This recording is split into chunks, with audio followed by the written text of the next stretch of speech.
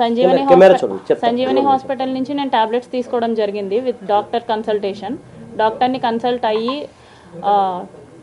Scan తీసిన తర్వాతనే నేను టాబ్లెట్స్ తీసుకోవడం జరిగింది సంజీవని హాస్పిటల్ నుంచి. ఆ రిపోర్ట్స్ కూడా నేను సబ్మిట్ చేశాను. నాకు హాస్పిటల్లో అబార్షన్ జరగలేదు. It's a very early stage of pregnancy అనమాట. సో అబార్షన్ కాదు, aborted. I got aborted through tablets.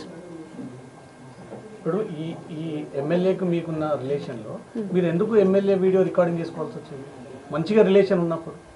మంచిగా లేదండి రిలేషన్.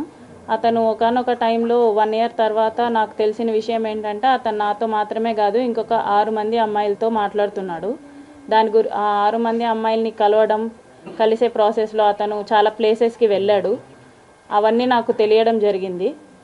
అప్పుడే చెప్పాను ఎమ్మెల్యే గారికి, ఇది ఇలాగే వదిలేద్దామండి, మీరు కామ్ అయిపోండి, నేను కామ్ అయిపోతాను, ఇట్స్ నైట్ మేర్ లాగా వదిలేద్దాం అనేసి నేను చెప్పాను. కానీ అతను ఒప్పుకోలేదు.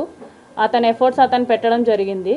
సో నా సేఫ్ సైడ్కి ఇఫ్ పెళ్ళి అన్నాడు, పెళ్ళి చేసుకుంటే వెల్ అండ్ గుడ్ అనుకున్నాను. సో నా సేఫ్ సైడ్కి నేను రేపు మోసం జరిగినా సరే ఏది జరిగినా సరే నాకు చెప్పుకోవడానికి ఉండాలి కాబట్టి నేను రికార్డ్ చేసుకున్నాను. ఈ పెళ్ళి అనే టాపిక్ శ్రీధర్ వాళ్ళ మమ్మీకి ముందే తెలుసా? తెలుసండి, అందరికీ తెలుసు. ముక్కా ఫ్యామిలీకి తెలుసు, అరవా ఫ్యామిలీకి తెలుసు. ఇప్పుడు దే ఆర్ నాట్ విల్లింగ్ అండి. కాదండి, ఇద్దరు పెళ్లి చేసుకోవాలనుకున్నప్పుడు మీ ఇద్దరి మధ్య ఎందుకు క్లాషెస్ వచ్చింది? ఎందుకు గొడవ తలెత్తింది? ఎందుకు విడిపోవాలనుకున్నాడు? దాని కారణాలు ఏమైనా? విడిపోయింది అతనండి. నాకు తెలియదు, ఇప్పటికీ రీజన్ తెలియదు నాకు. నేను అదే అడుగుతున్నాను. ఆల్ ఆఫ్ సడన్గా ఫోన్ స్విచ్ ఆఫ్ చేసేసి మాట్లాడకుండా మానేసింది అతను. దానికి రీజనే నేను అడుగుతున్నాను. అతనే చెప్పాలి. అంటే ఇప్పుడు మీరే చెప్పారు కదా మనం విడిపోదామని చెప్పి అన్నారు కదా, మరి అతనే విడిపోయా అంటే మీకు ప్లస్ పాయింటే కదా అయ్యింది.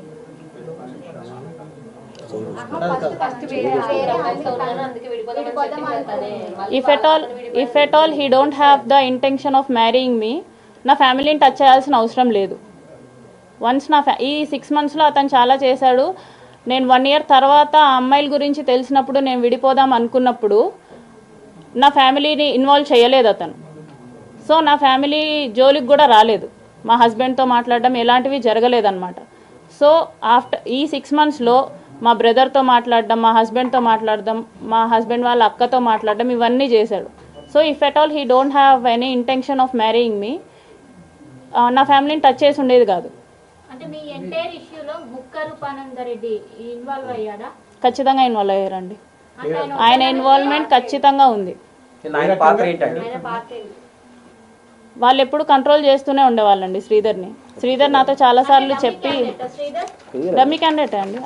అది రైల్వే కోడూరులో ఉన్న ఎవరికైనా తెలుస్తుంది.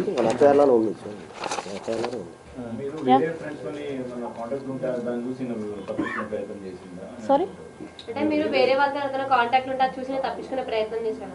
వేరే వాళ్ళతో కాంటాక్ట్ అంటే వేరే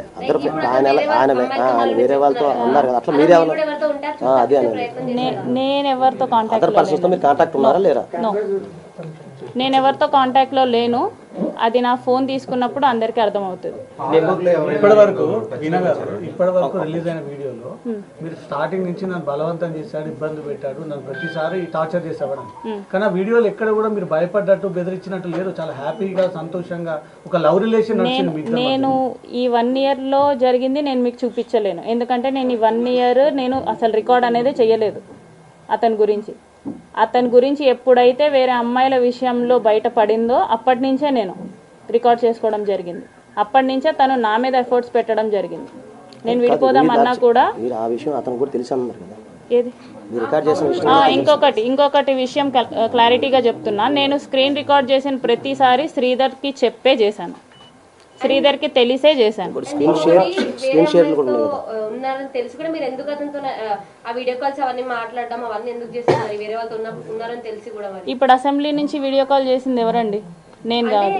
ఓకే, ఇప్పుడు ఒక వీడియోలో మరి తను న్యూడ్గా అవి కూడా చూపిస్తున్నారు కదా, స్టిల్ మీరు ఆ వీడియో కాల్ ఎందుకు మాట్లాడారు? కట్ చేయొచ్చు కదా, రికార్డ్ చేస్తున్నారు.